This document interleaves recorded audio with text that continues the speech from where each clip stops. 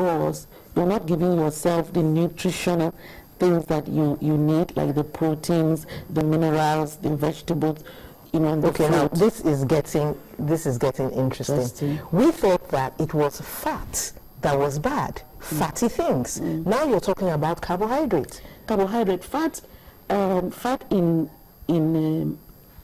a little quantity is good for you actually, but a lot of carbohydrate, when you don't use it, it gets turned into something else. It gets burned and turned into something. If you use just enough what you need, it gets turned into energy that you need for the day. Okay. But if we eat too much of it, it converts itself into sugar and gets stored, and that's where you have, big tummy and things like this. And then a lifestyle of no exercise. Most of us do sedentary work. We drive to work, we come in our car, we park it, and then we don't walk around enough to exercise our body. So we accumulate fat in the wrong places. Okay. Where does the nursing care come into play for a stroke patient? We know definitely once somebody is in the hospital for a stroke patient, the nurse is crucial. But is there any other time, and what is the significance of having a nurse? When somebody has a stroke, it's a medical emergency, like I've just told you. They go through phases of in the emergency department, which we call the acute phase. Something's gonna be done for them, for the clot to dislodge, or if it was hemorrhagic, something must be done to see how they can salvage what's left of the brain or what damage has been done. So, and then we have the rehabilitation, the stroke care side, whereby they cared for by nurses and clinicians in a team, a multidisciplinary team, in the stroke unit, where they are put on monitors, which is very, very crucial, the first 24 hours. And, the assessment, they're hydrated, and they're seen by a team of psychologists, and everybody's hand is on deck. And then the role of the nurse here is care. The nurse has to give the best possible care to her patient. Why do I say that? Because they have to do the planning, the care planning. They have to do the plan of care, how this patient is going to be cared for. Okay, so there is a plan of care. There is a plan of care. Is it the same plan all the time, or it's different per patient? Per patient, because everybody has different strokes. So the plan of care for a person who has got a big, massive stroke or a bleed will be different from somebody who has had an ischemic stroke, for instance, and they've had, the clot busting drug called thrombolysis, and within few hours they're already around the body. Sorry? There's this thrombo. What did you call it? Thrombolysis. It's a clot, right? No. Thrombolysis is what we do when there is a clot. Okay. So we give thrombosis is the clot. Thrombosis is the clot. All right. Yes. We've got to take a break. We'll be right back. Right. We'll take a break right now, and we'll be back in a minute when you can call in with your questions. You're welcome back to Health Matters. We're talking about stroke, and Gloria Ekeng is in the seat. It's time now for you to get your questions in. The number to call is 0122068842. That's 01220846. 0122068842.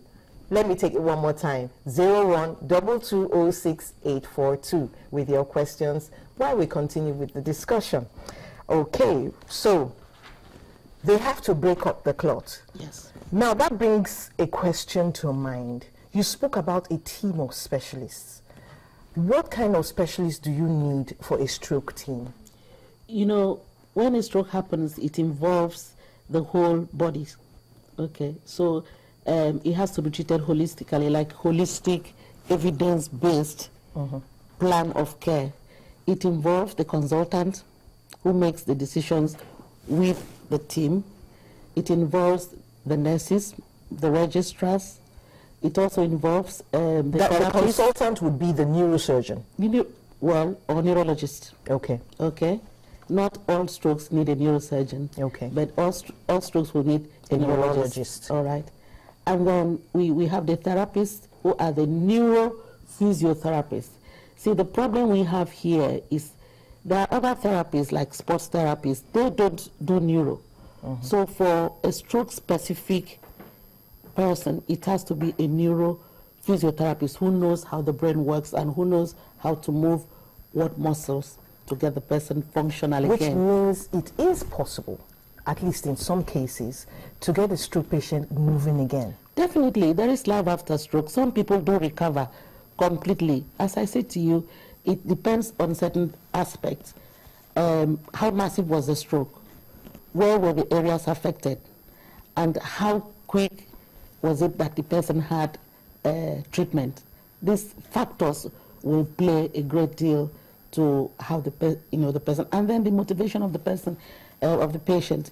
For example, if the person had a speech problem, you will need the speech therapist. Okay. If the person had a mobility problem, after they've been seen by the neurophysiotherapist, then they need the occupational therapist to work with them. Okay, just a minute. We're having a call in. Femi is calling in from Lagos. Hello, Femi. Okay. Hello. Hello, Femi. Your question? I can hear you. I can hear you. Hello. Go on. We can hear you as well. Okay. Well, I program, you understand? Because most times we as Nigerians, we just have people live their lives and we don't even have any idea of what will happen. But considering the fact that this state is a killer, you understand? What is, I don't know, Madam considered my own personal perspective. So what is even in place educate, enlighten, and orientate the masses? You understand? And though I'm a young man in Africa, what that is, we are both in the marketplace. What can be done? You understand? Right now, I recommend that this madam should be like the director to the Ministry of Health, even in Could you be more specific? Let's know exactly what you're asking, and a bit louder too. Okay, hello. Go on. What I'm asking, stroke as it catching comes on someone unexpected. You understand? So, I know what to watch out for. You understand? But what can one tell what the average person in the marketplace to do? What are the signs? Okay. We got that. Okay, we got that. Thank you. Thank you, Femi. I think the basic thing is asking is some very average person, how do you educate that person on what to do? Awareness is very important. You must know that stroke is real. Stroke is an emergency. When it happens, it doesn't give one time. So you have to move fast. To prevent a stroke, we're talking about healthier lifestyle. You must make sure that you check your blood pressure. Know that your blood pressure is within the guidelines, for a young man like you. We should be not more than 120/70 or at most 80. Make sure that if there's a history of diabetes in your family, you've gone to your practitioner and check that you're not diabetic yourself. If you are, get management from a good diabetic physician, right? And some people also, 1 in 10 people walks around with a hole in their heart, they don't know.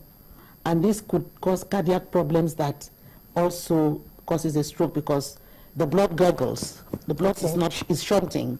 It gurgles, forms a clot and goes in the brain. So people need to know. There's a test that whether you have a hole in the heart, whether it's significant, whether it can be closed or it doesn't matter. And a life of exercise.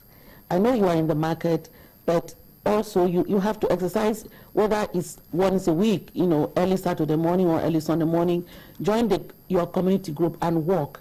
Also, people, when they are not at home, they tend to eat fast.